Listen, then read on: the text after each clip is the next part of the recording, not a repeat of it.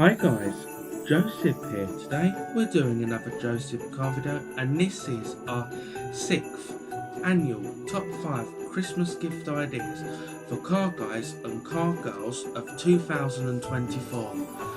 And like every year, it's been an okay year, just sort of doing different things. We did actually bring another car on the channel this year. Bought my friend's 2004 Volvo V70 on the channel this year, if you saw back through the year a bit. We did an anti-roll bar on our 2002 Volvo V70, and guys, we started this year off with we started out by doing a film on how to change the brake pedal position sensor on the V70. Then we did a film on how to do the front door latch replacement. Then we did the wiper scuttle, as obviously the old one was all cracked up. Then we did the door pull handles, the beige ones are just all falling apart. Then we did a film on how to do the power steering pump, as obviously the other ones started to whine a bit. Then we did a film on how to change the ball joint.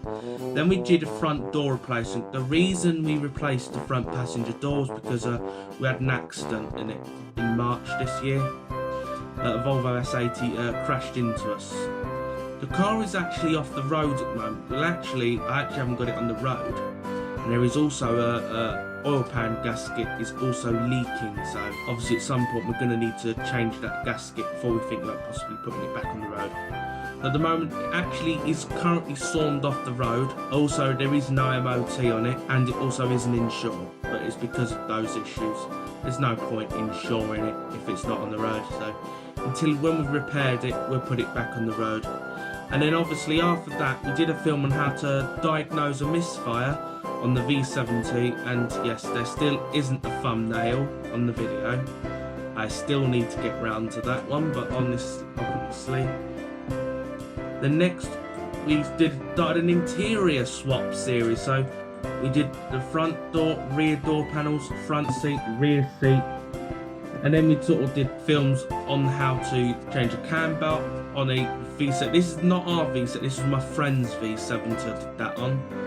And then we did the PCV box on it. Now, yeah, and actually we did the tailgate shocks, but I almost forget. We did the tailgate shocks. So yeah, we did quite a bit this year. And now, like every year, got a few car YouTubers we want to shout out. The first car YouTuber is Ethan Overton. He is a good channel, like every other channel really. The good thing about first, Ethan Overton is a good YouTuber. He does all sorts of things on his channel. He does he's currently in a trade up from a Mini to a Lamborghini series. So he's buying and flipping cars. He recently did a raffle on a Porsche Boxster. He also did buy a wrecked Ford Fiesta ST and fixed it. He started off with a Mini. But anyway, if you like channels like that, subscribe and hit the notification bell. And now we get on to the next channel. The next one is Flybrick S60R. This one's a really good channel. With Flybrick S60R, he does a lot of things of an S60R. It's mainly a sim rig. He's created a full sim rig, Volvo gauge cluster.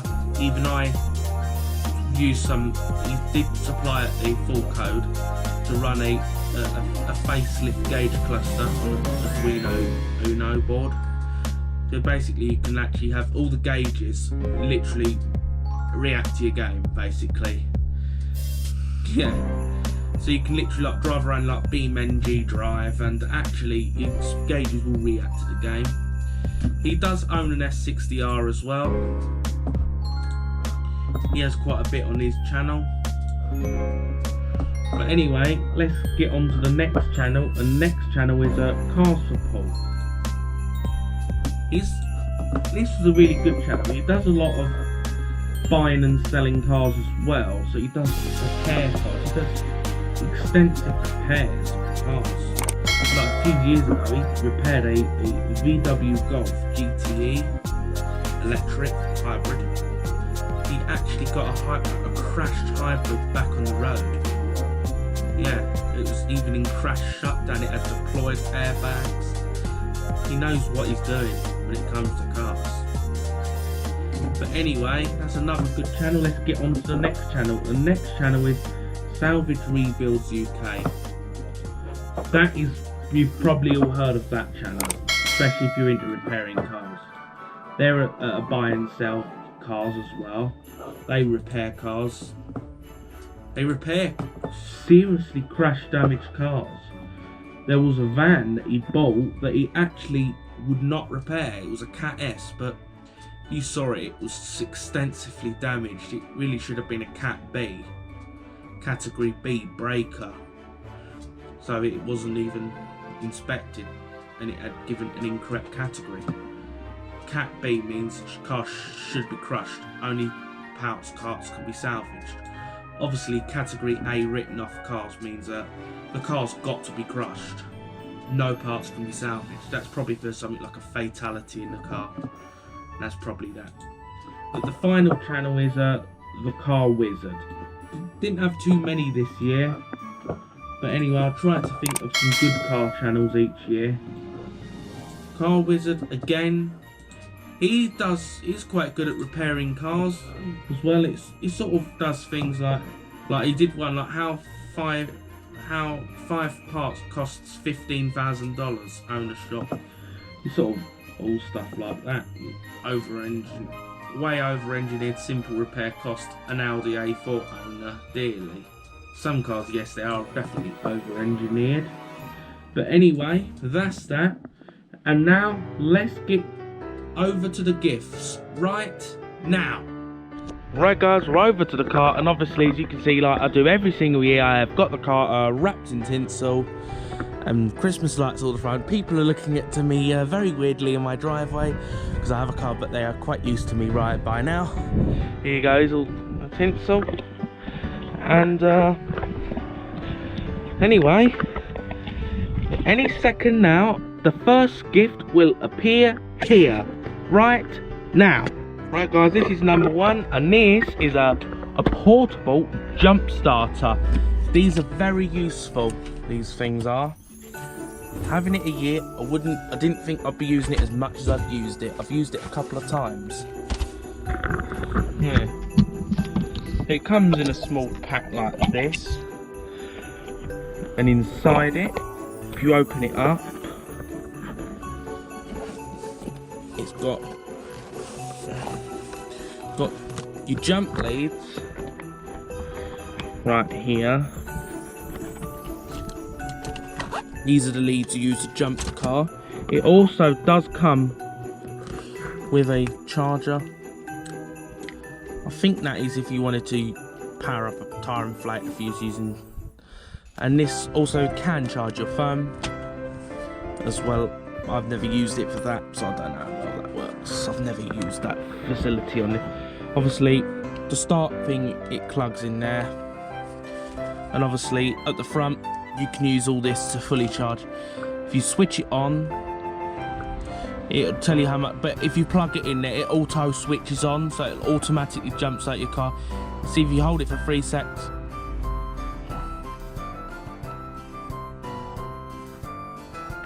it's even got a light so you can search for things if it's dark. It'll switch off automatically. But anyway guys, got a use example of this. Now I'm going to go and show you the use example right now. Haven't started this car in a while, so let's give it a fire up. Just getting in now.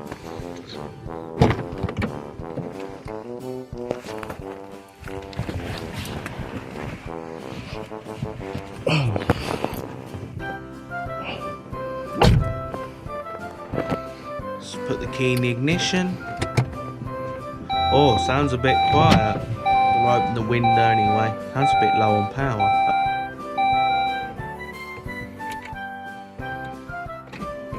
Ah, dead.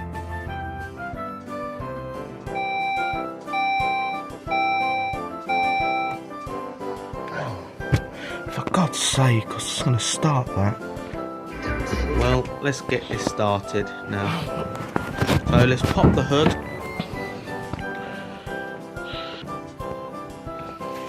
now going to open the hood and get our jump pack ready. First, obviously, going to lift the battery cover out. There we go. Lift straight out. There we go. Here's our jump pack. It's a tiny jump pack. It can start petrol vehicles up to 3 litre, diesels up to 2 litre, so it is perfectly powerful enough for this 2.3 here. It started this car with a completely dead battery once. It's really good. Okay, let's get the leads ready. Black on black, red on positive, red on red. I know I've got a green washer under there. They're anti-corrosion washers, but they're alright. Let's get the pack out now.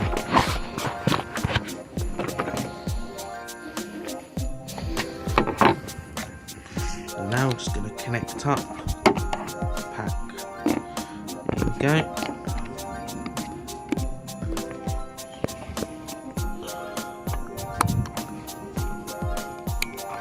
There's a click. Means it's all connected now. Just keep clicking on and off a few times. As long as you're quick, you should be able to start. So now we go. Let's go and see if this car starts right now. Moment of truth. Have I got enough charge in my pack? Let's see.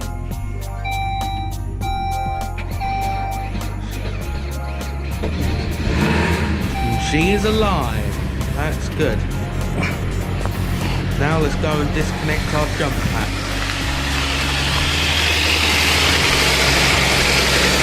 Obviously disconnect it from the pack first, then undo the leads from the battery. Now the alternator will be taking over now and charging up, taking over business. Car.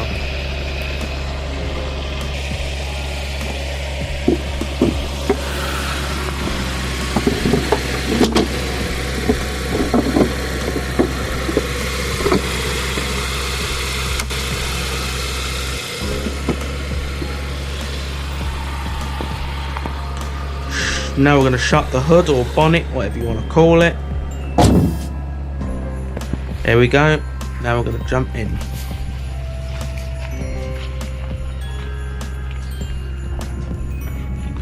You wouldn't think a pack that size could start it.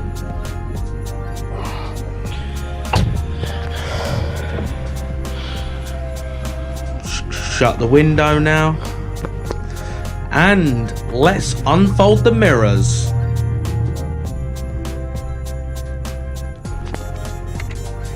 Clear the service theft alarm. That's only on there because I've disconnected the siren. Right guys, just finished up with that gift, and now the next gift is going to appear here right now. Right guys, this is the next gift, and this is a exhaust hanger removal tool.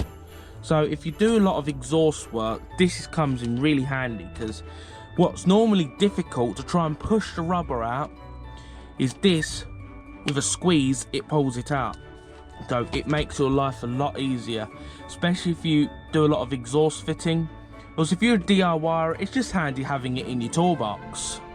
But anyway, I have another use example for that, so I'm gonna pause.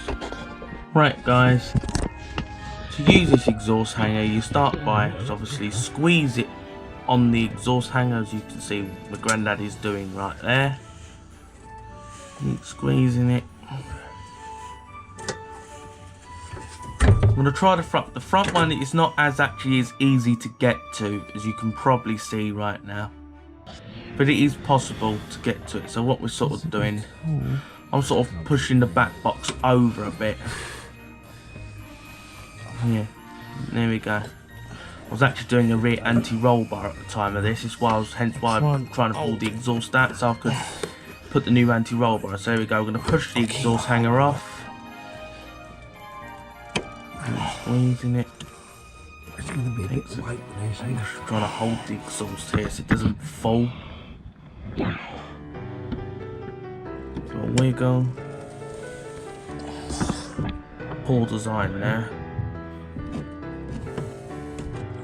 Putting it right next to a spare wheel carrier. Come on.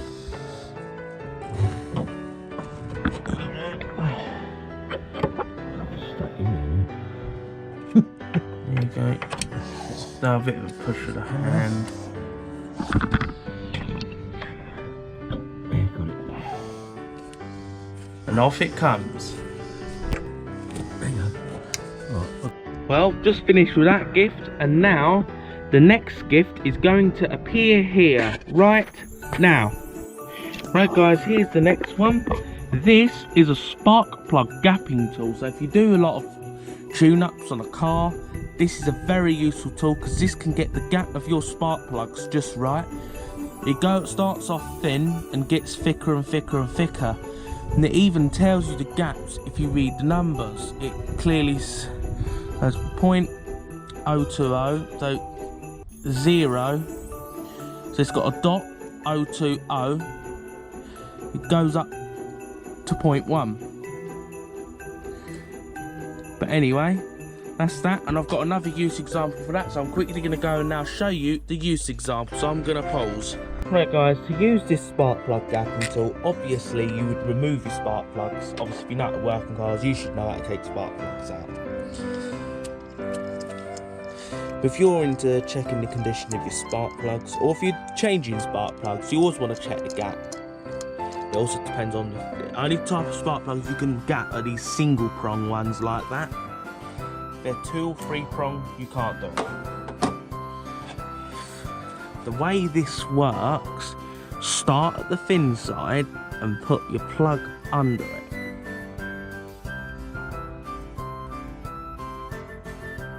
Where you see resistant is your gap. Yeah. About 0.030, that gap is. Don't rub too hard on it. You don't want to take the tip off your spark plug. To quickly show you a type of spark plug you can't adjust, I'm just going to go and grab another plug out. Right guys, this is another type of, these are old plugs by the way, these are the actual old plugs on this car.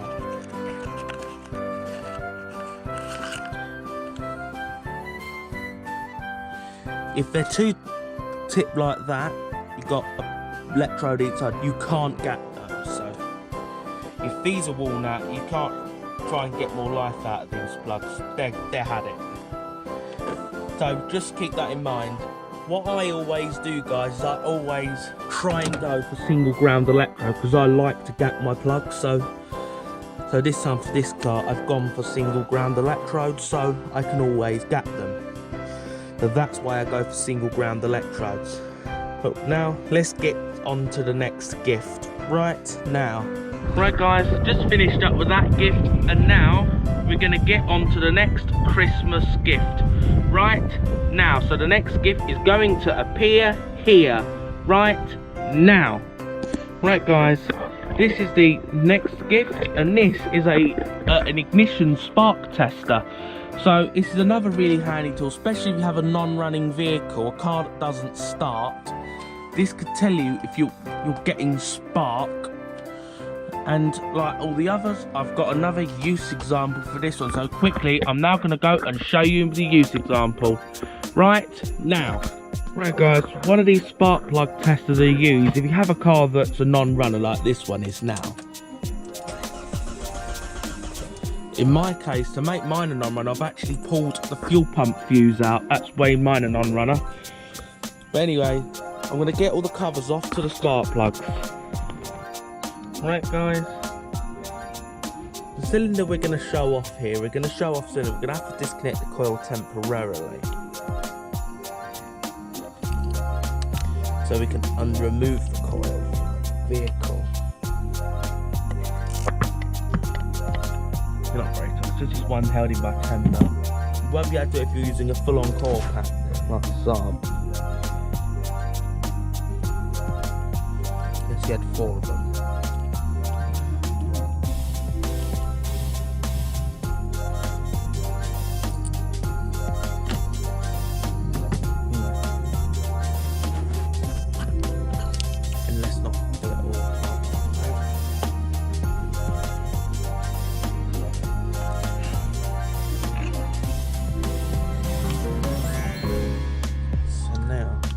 what we're gonna do is connect it back up out the vehicle. Now grab the spark plug tester.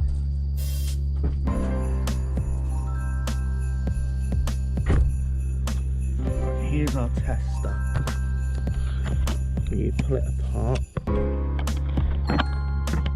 Pull the staples apart. As I'm using it, this bit goes in the coil.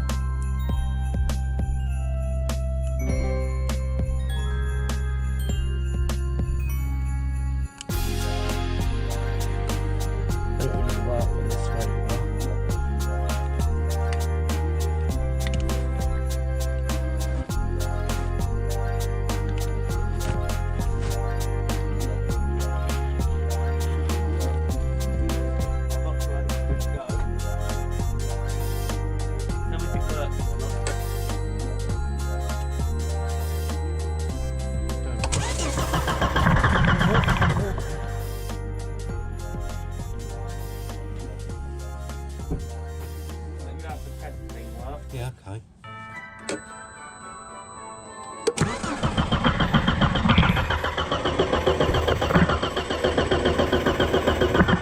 Okay.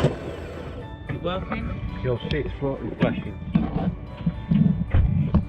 Right guys, we're done with that gift, and now the final gift is going to appear here right now. Right guys, the final is steel toe capped boots. Especially if you're in a workshop where you get a lot of risk of things falling on your feet, this will protect you, especially if you're in a workshop. So it doesn't even need to be working with cars. If you're working with other sort of stuff where you could hurt your feet, these are really useful. These will protect your toes. So say if a gearbox fell out of a car and it fell on top of this, your feet will be protected. So anyway, I'll show you a little use example of this. So I'm just going to show you the use example right now. Right guys, these are the boots, and honestly, they're quite comfortable to wear. Just put my finger in there. Right guys, anyway, these are the boots. Wearing them almost feels like wearing regular shoes. They are really comfortable, the walk boots. There they are. So walking around in them, it feels just like walking around normally. But obviously, don't feel like I'm not going to try driving the car over it, but honestly, they are solid.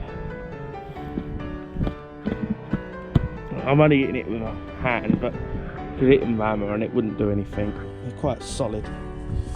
But anyway, that's the use example of that, and now we're gonna pause here.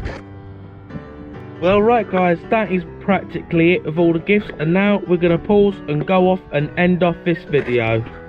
Right guys, we're gonna end off this video, and I'll try and see if I can do another one of these films next year. But anyway, I hope those are good gifts for you guys. I hope you think something good with these.